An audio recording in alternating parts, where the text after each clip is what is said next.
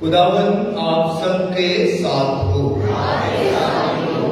हमारे खुदावन यीशु मसीह की खुशखबरी मुकद्दस मत्ती के मुताबिक ऐ खुदावन तेरी तमजीद हो।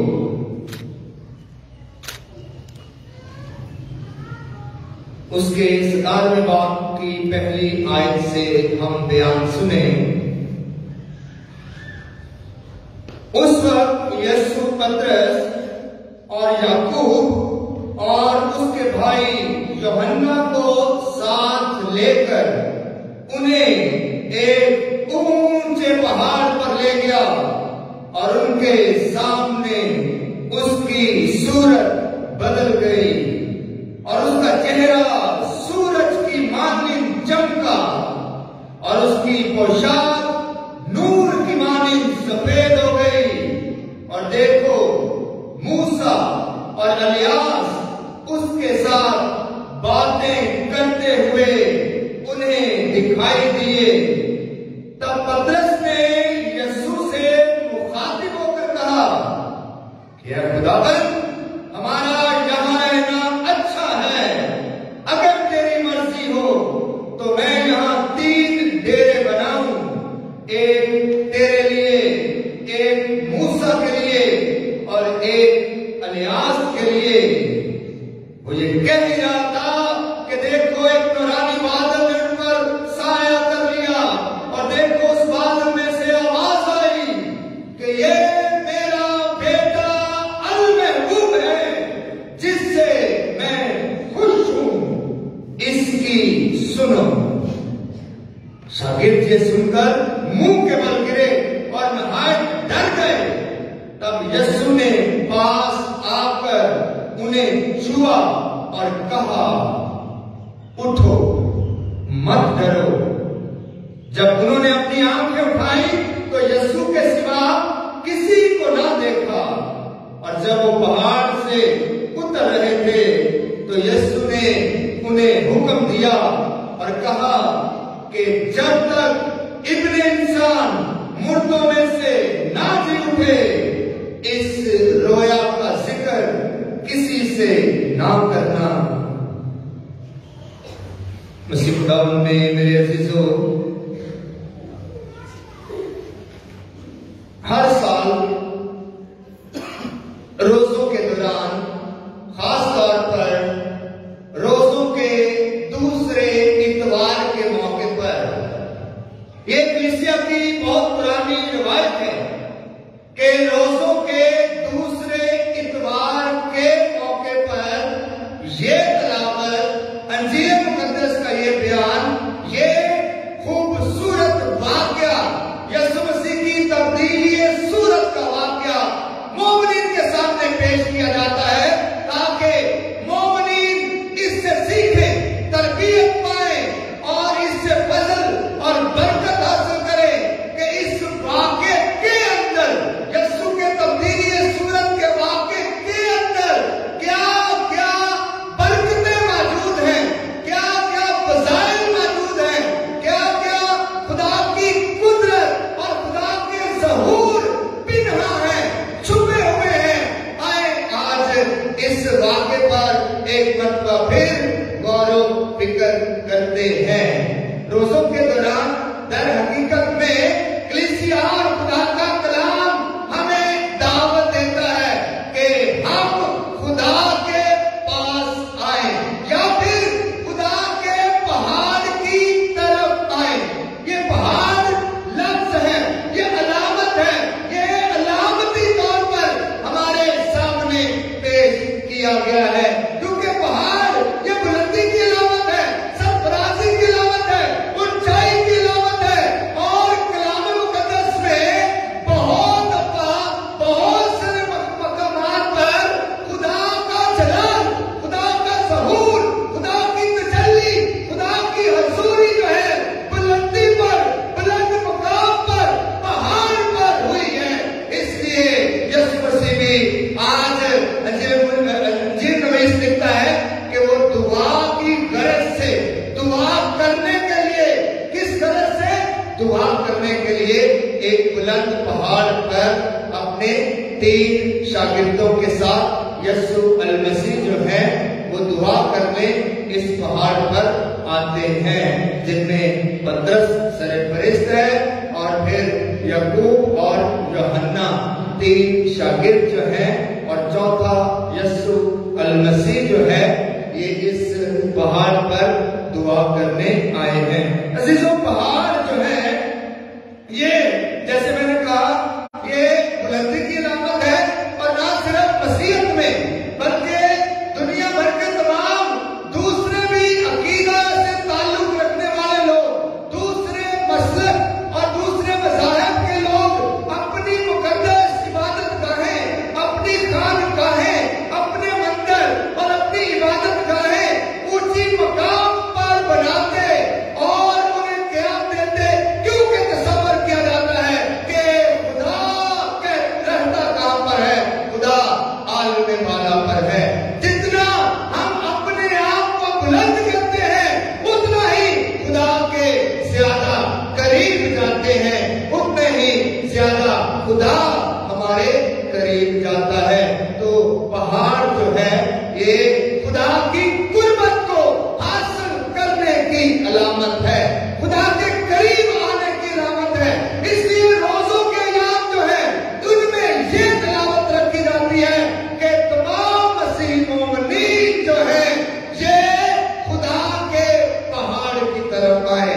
खुदा के पहाड़ की तरफ आने से मुराद है खुदा के करीब आए, खुदा के से मुलाकात करें, खुदा से बातचीत करें, खुदा का दीदार करें, खुदा का ज़हूर देखें, खुदा की तजल्ली देखें।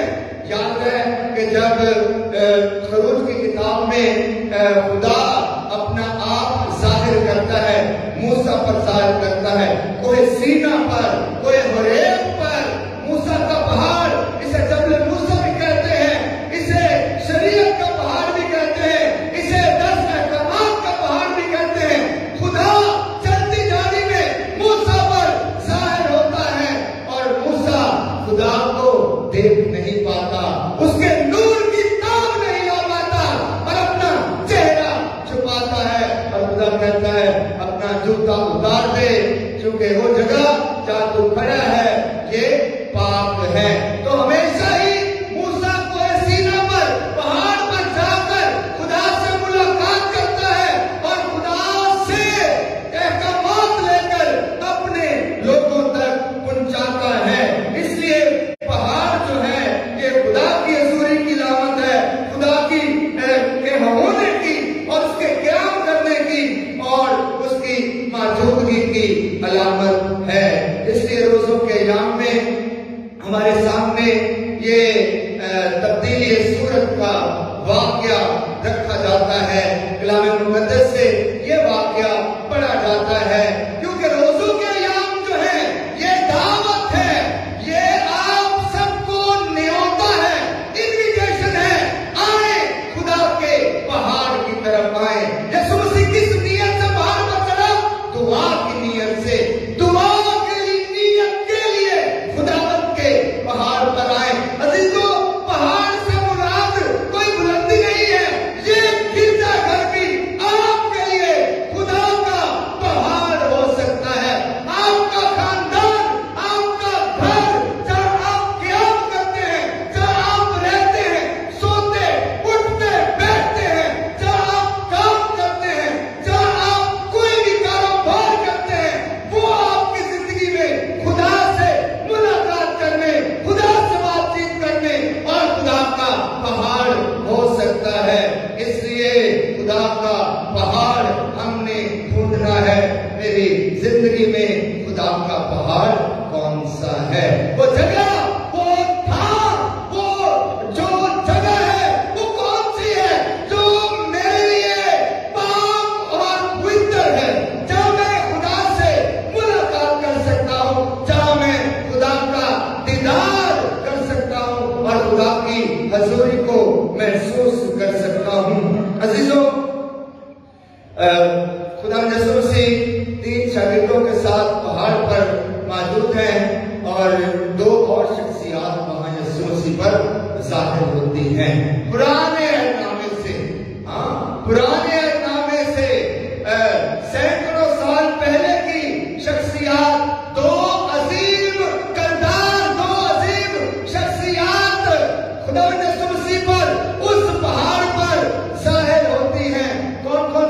शख्सियात है? मूसा और इलियास। कौन कौन सी शख्सियात? मूसा और इलियास नबी। ये दो अजीम शख्सियात जो है ये खुदावंद यीशु मसीह पर जाहिर होती हैं।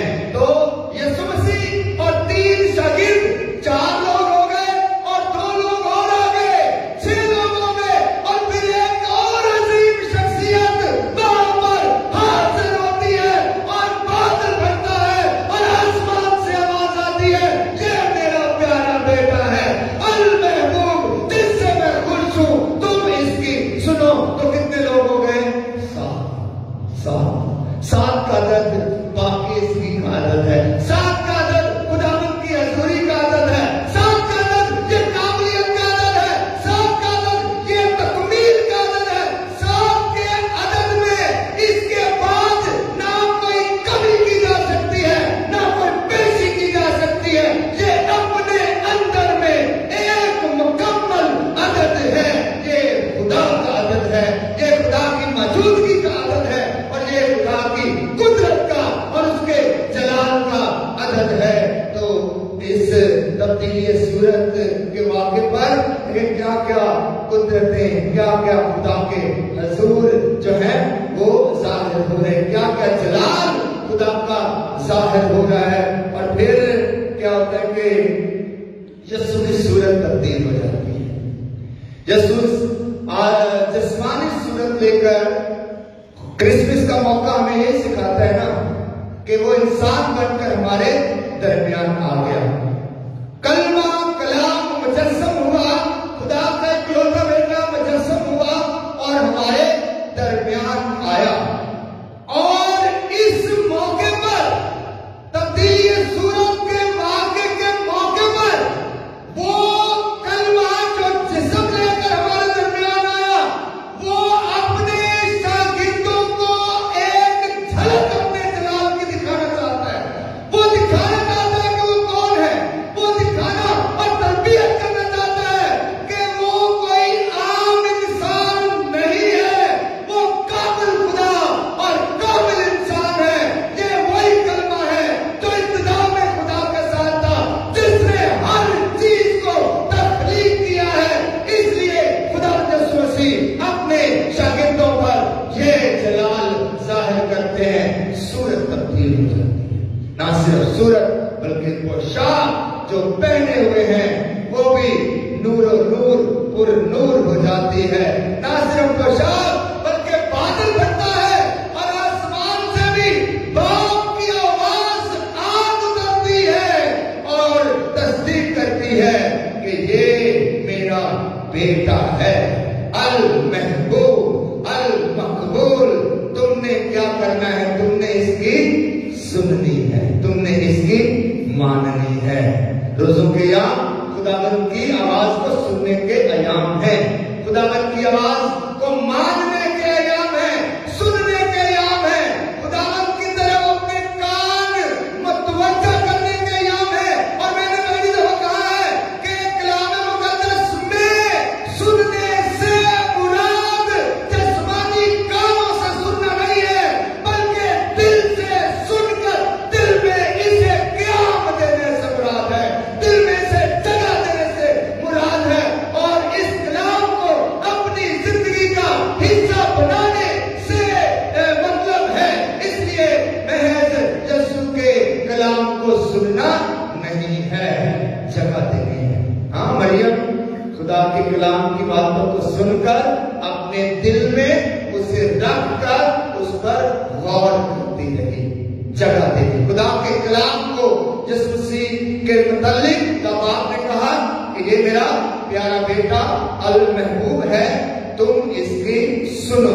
तो रोजों के याम जो है ये खुदा के पहाड़ पर आने के याम है, पहाड़ से मुराद खुदा की हजूरी में आने के याम है, खुदा के आगे झुकने के याम है, खुदा की कुर्बत में आने के याम है, दुआ करने के याम है और फिर सुनने के अयाम है कि खुदा क्या फरमाता है, खुदा क्या चाहता है, खुदा तलब क्या करता है, खुदा की रजा क्या है, खुदा की मर्जी मेरी जात के लिए, मेरे घर के लिए, खानदान के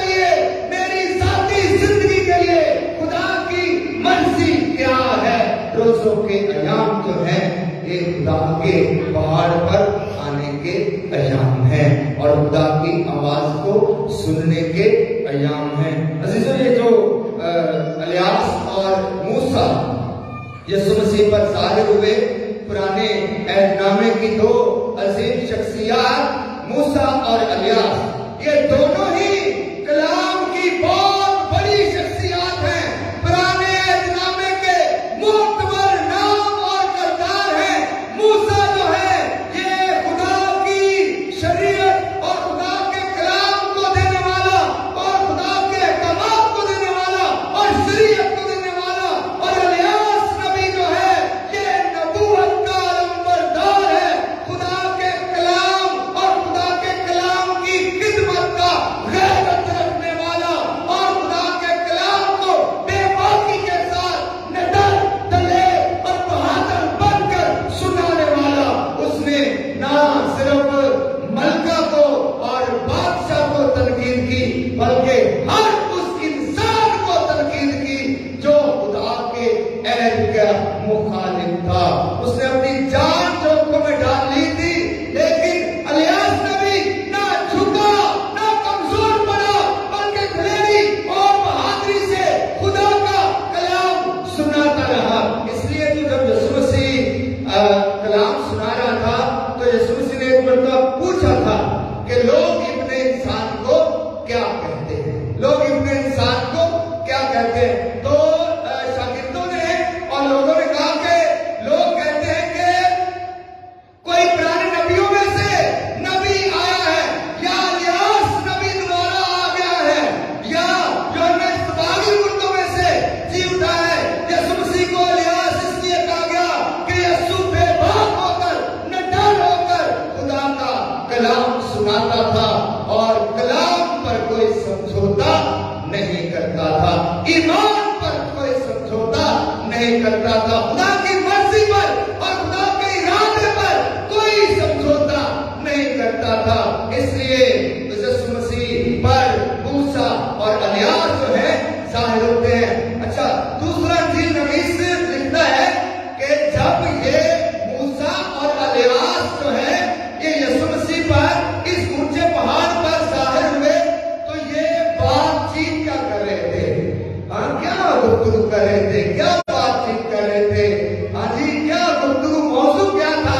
अंजील नवीस लिखता है कि वो यीशु मसीह के कत्ल की बाबत बातचीत करते थे। यीशु मसीह की शहादत, यीशु मसीह की जलाली, क़यामत और मौत के बारे में, यीशु की मौत और अज़ियत के बारे में जो कोहे कलवरी पर यरूशलेम में होने वाली थी। इलियास और मूसा जो है ये यीशु मसीह पर इस बात पर गुफ्तगू कर रहे थे कि तेरा कत्ल जरूर होने वाला है, बाप की मर्जी यही है, बाप यही चाहता है और बाप का इरादा भी यही है कि तू पूरी उम्मत के लिए, पूरी कायनात के लिए, तमाम बनी नौ इंसान के लिए अपनी जिंदगी का नजराना खुदा के हुजूर पेश कर दे, अपनी जान की कुर्बानी कोहे कलवरी पर अपने बाप के हुजूर पेश कर दे। इसलिए वो यीशु मसीह से उसके कत्ल के बारे में गुफ्तगू करते थे। और पतरस हमेशा की ना जोशीला है। पतरस का किरदार अगर आप अंजील मुकद्दस में देखें ना तो वो हर बात में जोशीला, पहल करता है, जवाब भी देता है, हर बात में जो है आगे बढ़ता है, पहल करता है। और एकदम पतरस ने कहा कि खुदावंद यीशु मसीह ऐसा करते हैं, यही रहते हैं, नीचे नहीं जाते, पहाड़ पर रहते हैं। क्या खूबसूरत नजारा है, क्या खुदा की हजूरी है, क्या खुदा का जलाल है और क्या खुदा का ज़हूर है।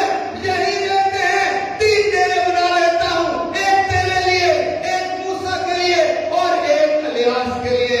लेकिन यीशु कहता नहीं, नीचे जाना जरूर है, कलवरी तक जाना जरूर है, कलवरी की राह पर चलना जरूर है और अज़ियत सहना जरूर है, दुख उठाना जरूर है। दर हकीकत में यीशु मसीह अपने शागिर्दों को अपने जलाल की एक झलक दिखाना चाहते थे। क्या था? क्योंकि एक कलवरी पर जाएगा, और एक कलवरी पर जाएगा जब उसे जलील किया जाएगा, जब उसकी मसल्लत की जाएगी, जब उसे दुख उठाया पड़ेगा और जब उसे कत्ल किया जाएगा, तो शागिर्दों के लिए ठोकर का बायस ना हो, उन्हें पहले पता हो कि ये जरूर हमारी निजात के लिए अपनी कुर्बानी जरूर देगा। इसलिए दूसरी बात यह है कि ये इंसानी फितरत है कि इंसान जो है वो जो है अच्छी जगह का इंतखाब करता है, वो सुकून चाहता है, वो जिंदगी में चैलेंज नहीं चाहता, वो जिंदगी में तगोदो नहीं चाहता, वो जिंदगी में जदोजहद नहीं चाहता, वो जिंदगी में मुशक्कत नहीं चाहता।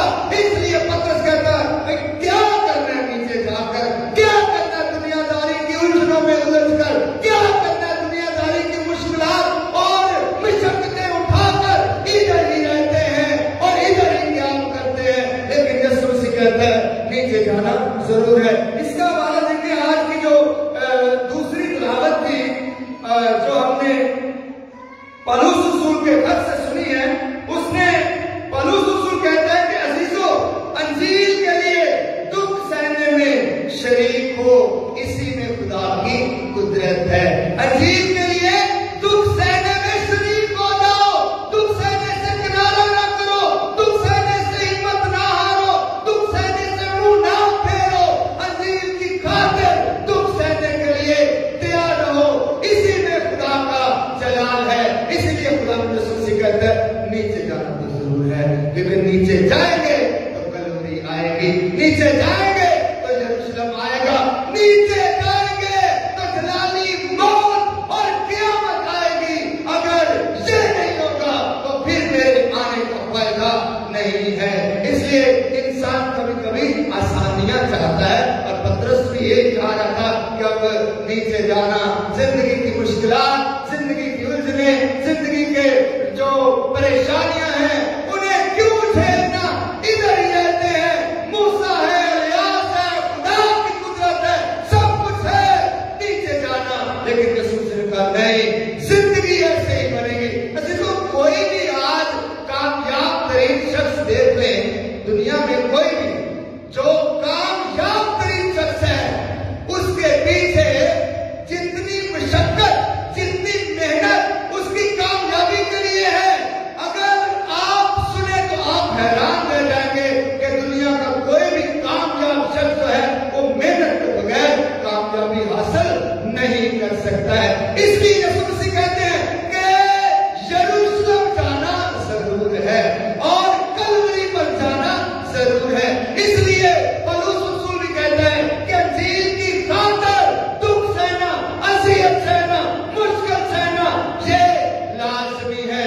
इसलिए कभी कभी खानदानों में, घरानों में, जाती जिंदगी में, इनफरादी जिंदगी में कोई उलझन आ जाए, कोई मुश्किल आ जाए, कोई परेशानी आ जाए, घबराए मत। हमारा खुदावंद यीशु मसीह से गुजरा हुआ है, वो हमसे पहले इन पर गालिब आया है, वो हमें हिम्मत देता है, वो हमें ताकत देता है, वो हमें कुव्वत देता है कि हम इन मुश्किलात पर काबू पा सकते हैं, झेल सकते हैं, सह सकते हैं और बर्दाश्त कर सकते हैं। अजीजों, आज रोजों का दूसरा इतवार है जो हमें दावत देता है कि आए खुदावंद के पहाड़ पर आए। यीशु मसीह की सूरत तब्दील हो गई, यीशु मसीह का चेहरा बदल गया और यीशु मसीह की पोशाक बदल गई। अजीजों, जब हम खुदा के घर में आते हैं, ये खुदा का पहाड़ है, हाँ, जहाँ आज हम बैठे हैं, जहाँ खुदा से मुलाकात करने बैठे हैं। आज हम भी खुदा से मुलाकात करके आए हैं। हमारी जाती जिंदगी में क्या बदलने वाला है, हमारी जाती जिंदगी में, मेरी खुद की जात में, मेरे रवैये में, मेरे अखलाक में, मेरे चाल चलन में, मेरे तौर तरीके में, मेरी सोच में क्या तब्दीली आएगी, क्या बदलने वाला है। यीशु मसीह का चेहरा तब्दील हुआ, उसकी पोशाक तब्दील हुई और बाप की आवाज आई, इसकी सुनो। अजीजों, आज हम भी खुदा के पहाड़ पर मौजूद हैं। आज क्या बदलेगा हमारी जात से, क्या इस दिल से नफरतें, कदूरतें और